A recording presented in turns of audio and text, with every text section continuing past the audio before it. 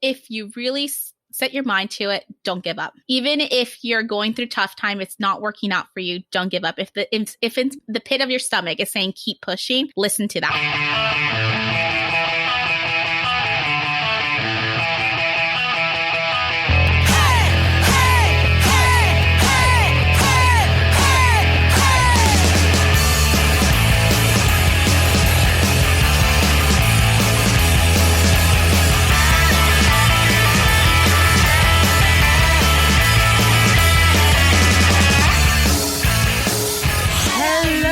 And welcome to this week's episode of Girl X, a weekly conversation with an inspiring woman. I'm Cooper Gillespie, and you heard online marketing coach Thais Padilla at the top of this episode with her advice for young women who are following their dreams. Don't give up, she says. And Thais actually had seven failed businesses before she launched her successful business. So she definitely practices what she preaches. Thais is a marketing coach who helps female entrepreneurs become wildly in demand and generate consistent income months through proven marketing strategies. After starting her business, Thais was able to go from having just one client to being consistently booked out in her service-based business within 5 months. Now, she teaches other service-based entrepreneurs how they can create a sustainable and profitable business without having to be glued to their phones all day. Her enthusiasm for helping female entrepreneurs is infectious. And I've been thinking a lot about entrepreneurship and how it has given me freedom in my life. And with the current state of the world, believe it or not, I actually think there has never been a better time to launch a business. Because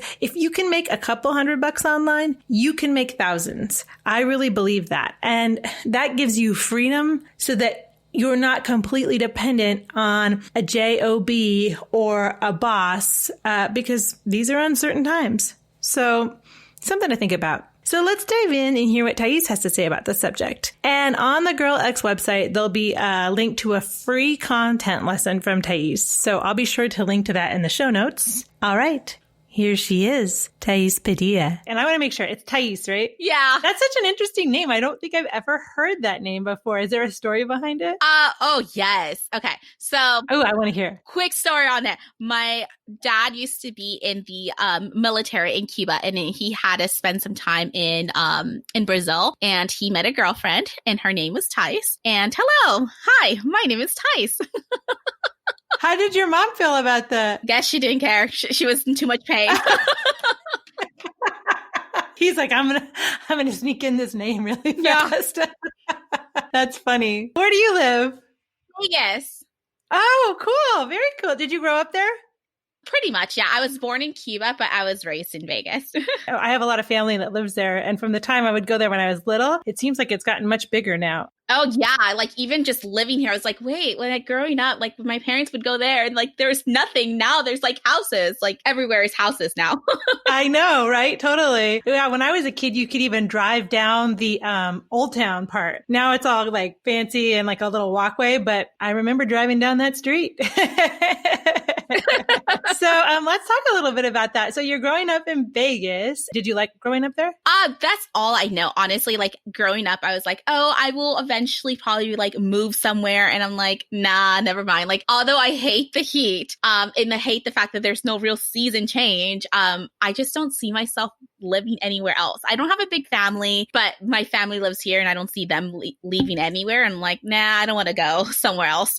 That. And so what was your like dream when you were a little kid?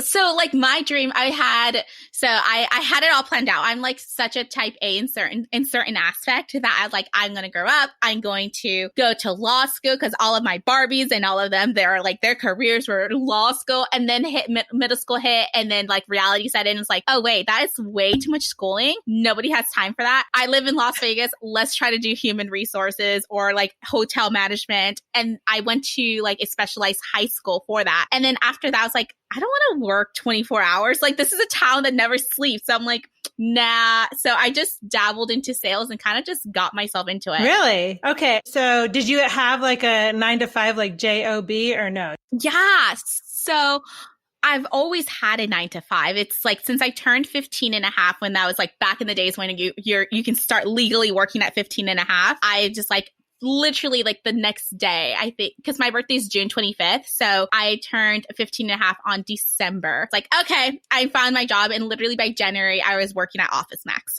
Oh my gosh. Wow. But I get it because it's nice to have some money, it's like, oh, now I can do things.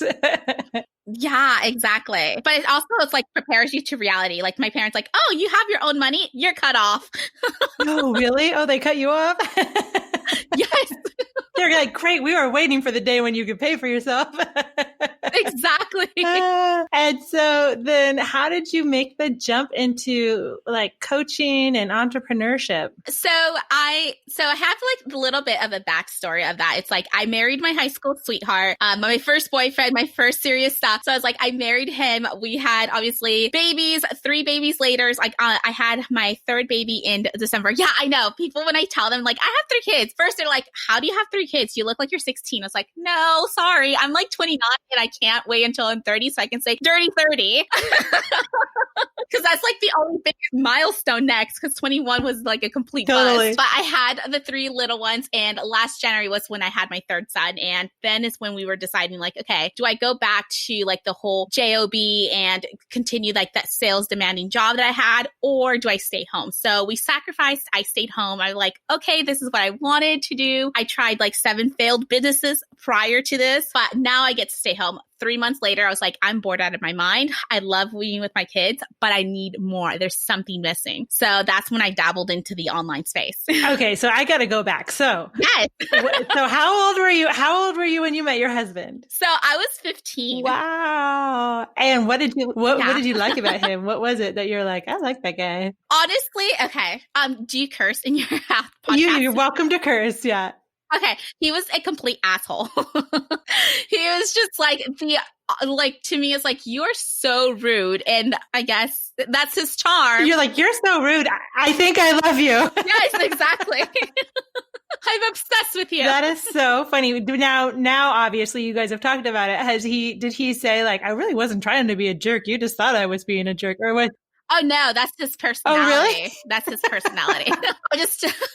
He just likes to be that, like, he's a comedian. He likes to always be that funny guy that makes everybody laugh. And to me, like, one of the things I love, the fact that it's like, I don't think he's funny. I don't think he's generally funny, and it irks him, and I know it irks him. And I'm like, I love that. Wow. Complete polar opposite. That's so funny. And so then, gosh, you guys have been together a long time. Any words of wisdom about how to make a relationship work? That's pretty impressive. I know, it's like, it's insane. Like going from like the teenage year to adulthood, no real like concrete, like every situation is different. But honestly, like I'm a true believer that I don't believe in divorces, and that might be a taboo thing. But I believe that you need to exercise every single thing. It's like, if you love somebody enough to marry them, I feel divorce could sometimes be an easy way out. So we've obviously, like, we've been together for so long, so we've had hard times. So we've gone to therapy. We've done all the things. And to me, it's like, if you really significantly love somebody, you're willing to try everything, and it gets better. It does get better. Yeah, especially if you have kids. It's so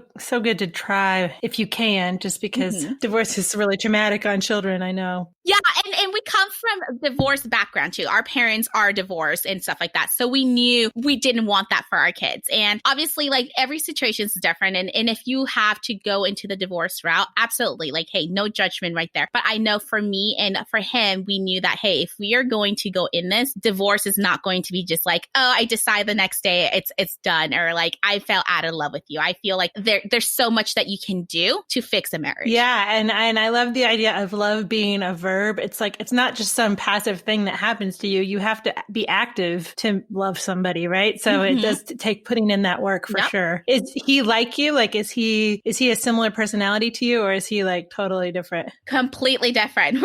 We're complete. I'm in, like, although people meet me and they're like, oh, you look like a complete extrovert. I'm like, no, I'm introvert. I'm like, I keep to myself. I like quiet. I love this. I don't know how I have kids, because that ruins my but he is like, he needs to be out there and socializing with people to a certain degree. And he always likes to be making jokes. And it's like, so we're complete polar opposite. And it's like this cliche, it's like opposites attract. And that's so true. Wow, that's so funny. So fast forward, so you decide to make the jump to entrepreneurship. Was he supportive of that? Absolutely. Yeah. So at first, and then it's kind of funny that we are, that you mentioned this because we were just talking about this like a couple of days ago. And because this wasn't my first attempt at entrepreneurship. I've tried entrepreneurship since I had my first daughter. So it's like 8 years in the making. Oh, really? Yeah. But I tried entrepreneurship in the network marketing world. Like I've tried 7 different, like my whole tagline is like, I've tried 7 different failed businesses before I made this one work. So it was in the making.